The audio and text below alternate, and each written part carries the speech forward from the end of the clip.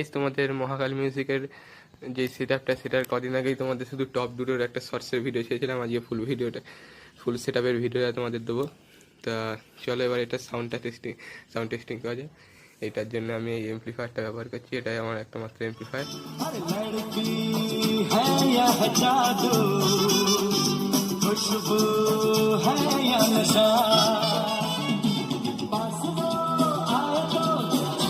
देखो जरा